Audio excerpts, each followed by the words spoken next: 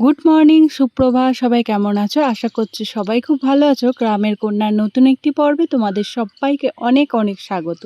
আজ চৈত্র মাসের 15 তারিখ, আজ সোমবার। আজ থেকে শুরু হচ্ছে আমাদের গাজন, অর্থাৎ শ্রীখণ্ড গ্রামের ভূতনাথের গাজন। এই গাজন সম্পর্কে কিছু তথ্য আমরা জেনে নিই। চলো। ভূতনাথের গাজন হয় কাশীর অনুকরণে। কাশীর শিবের নাম বিশ্বেশ্বর। 15ই চৈত্র থেকে শুরু হয়, শেষ হয় 30 কিংবা 31। প্রতিদিন দুগ্ধকুমার স্নান করানো হয় পুকুরে। একদিন এক এক পুকুরে স্নান করানো হয়। বলে রাখি, 16 তারিখ কিন্তু আমাদের গাজন হয় না। 16 তারিখ আমাদের বাবার সর্দি লাগে, জ্বর হয়, তাই 16 তারিখ আমাদের গাজন হয় না। 15 তারিখ থেকে শুরু হয়। 16 তারিখ মাঝখানে জ্বর হওয়ার জন্য বাবা বেরোতে পারেন না, সর্দি কাশি হয়। তারপরে শুরু হয় 17 তারিখ থেকে টানা। তো 17 তারিখেও আবার অন্য পুকুরে স্নান করানো হয়। কোনো বছরের একদিন বাড়ে, অর্থাৎ 31শে চৈত্র হয়, তবে সেই বছর বাবা নিজের পুকুরেই স্নান করেন। শ্রীখণ্ডের এই গাজনকে অনেকেই বলতে শুনেছি এটা নাকি মামা ভাগ্নের গাজন। এই যে দুগ্ধকুমার, উনি হলেন ভাগ্নে, আর আমাদের যে আদি অনন্ত শিব বসে আছেন, উনি হচ্ছেন ভূতনাথ, ইনি হচ্ছেন মামা। এই যে 15 তারিখ থেকে গাজন শুরু হলো, এখন চলবে তা পুরো 31 তারিখ বা 30 তারিখ অবধি। মাথায় করে যে ঘরটি আপনারা নিয়ে যেতে দেখলেন, তা জমা দিতে হবে দুগ্ধকুমারের ঘরে। পরিবর্তে আসবে আমাদের দুগ্ধকুমার। পুরো 15 দিনের জন্য মামার কাছে আসবে আমাদের পাড়ায়। আর এটা খুব গর্বের বিষয়, বছরের প্রথম 15টা দিন উনি আমাদের কাছে আমাদের পাড়ায় থাকবেন। বছরের প্রথম বলার কারণ হলো, জাতীয় ক্যালেন্ডার শুরু হয় চৈত্র মাস দিয়ে, সেই হিসাবেই বছরের প্রথমেই উনি আমাদের কাছেই থাকছেন।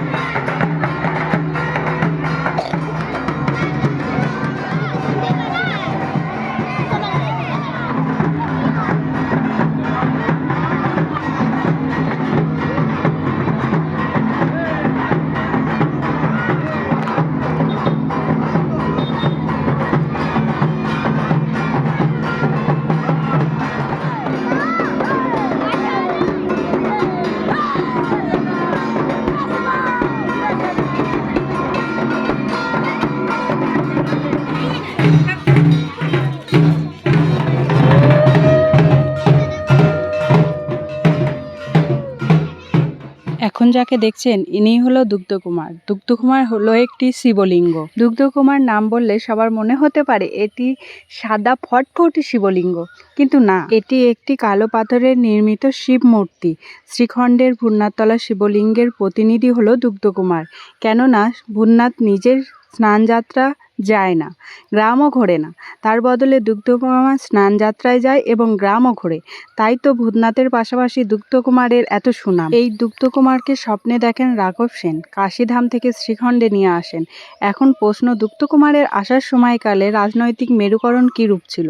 গ্রাম্য প্রচার এবং স্থায়ী বাসস্থানের নিরীক্ষে পাওয়া যায়, রাঘব সেন এবং পন্থদাস একসঙ্গে দুই বন্ধু শ্রীখণ্ডে আসেন। পন্থদাস ছিলেন বল্লভ সেনের প্রধান সেনাপতি। সেই বল্লভ সেন মনে পড়ছে, যাদের আমরা ইতিহাসের পাতায় পড়েছিলাম, পালযুগ, সেনযুগ, বল্লাল সেন, হেমন্ত সেন, কেশব সেন, সেই যুগের বল্লভ সেন। এই গাজনকে ঘিরে যেমন অনেক নিয়ম কারণ আছে, সেই রকম অনেক উন্মাদনাও আছে। এত মানুষের এত উন্মাদনা এই গাজনকে ঘিরে, তা চোখে না দেখলে বিশ্বাস করা যাবে না। আমাদের গ্রামবাসীরা বছরের কিছু আনন্দ তুলে রাখে এই গাজনের জন্য।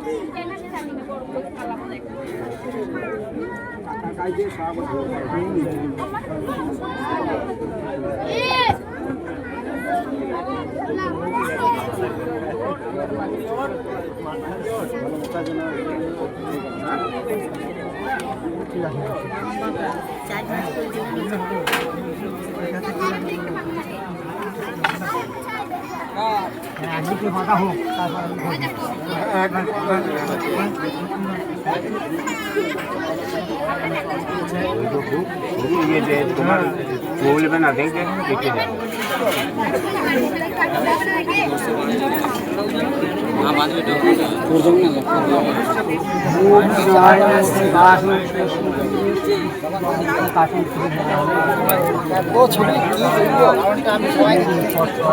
কি করবো ভিডিও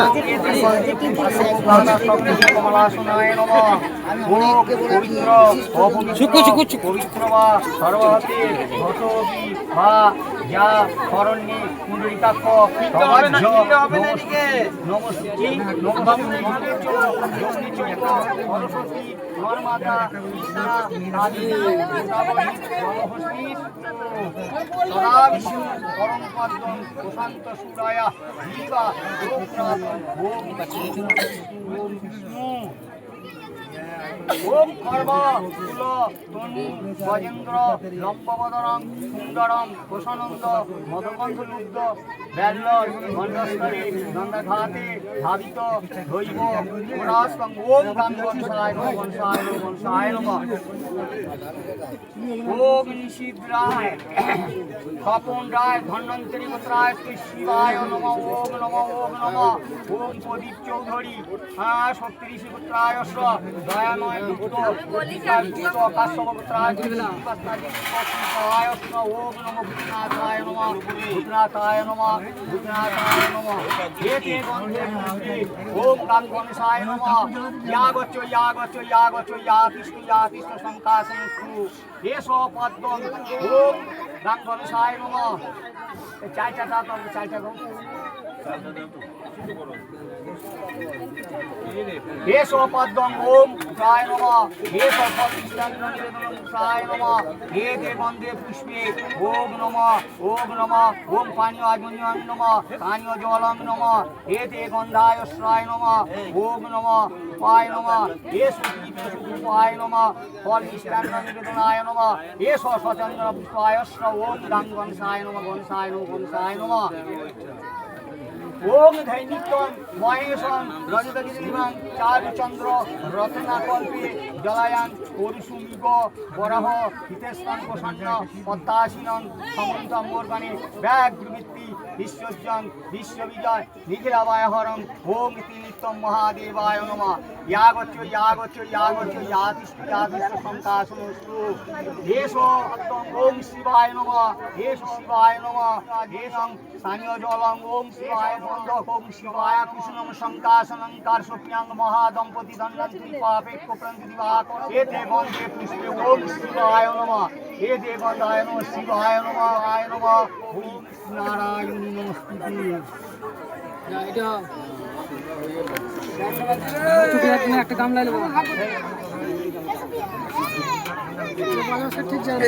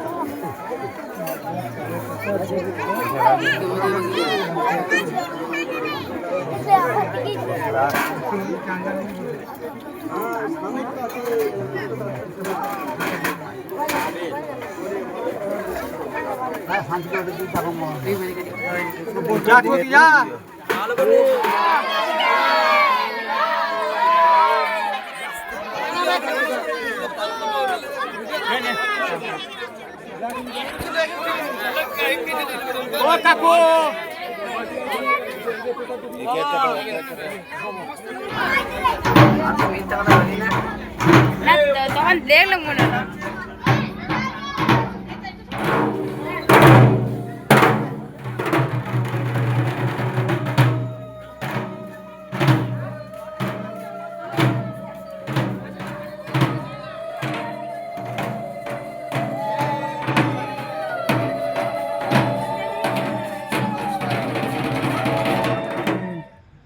তোমাদের তো বলেইছিলাম যে আজকে আমাদের ঠাকুর বেরিয়েছে, আজকে থেকে আমাদের গাজন শুরু, ওই জন্য পুজো দেওয়ার জন্য আমি চলে এসেছি।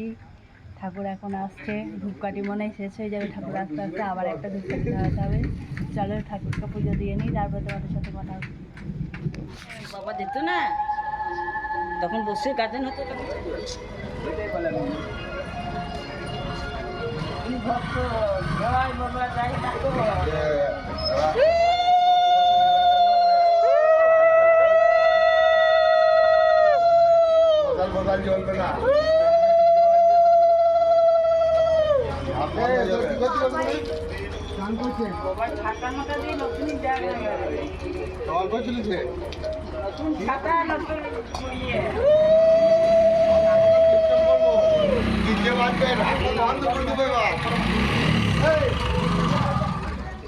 ওই যে ঠাকুর যাচ্ছে, ফোকাস পাচ্ছে না অন্ধকার।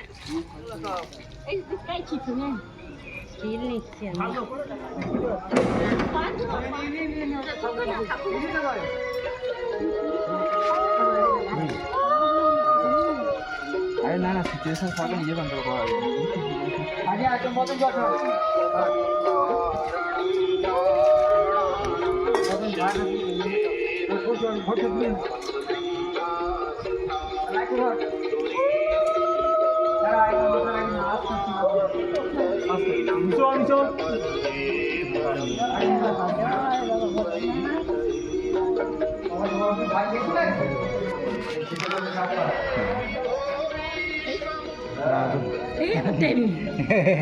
দেখো আমার ছবি তুলবি তো কদিন দিল না বসে দিন বসে গেল না পিড়ে পিড়ে ঠাকুরের মন্দিরে পিড়ে দিতে না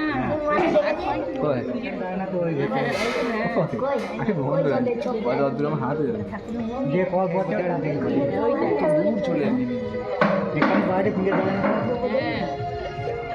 ভাই আমার ইয়েটা আছে তোর ফোনটা তুলবে তো এখন ওই সব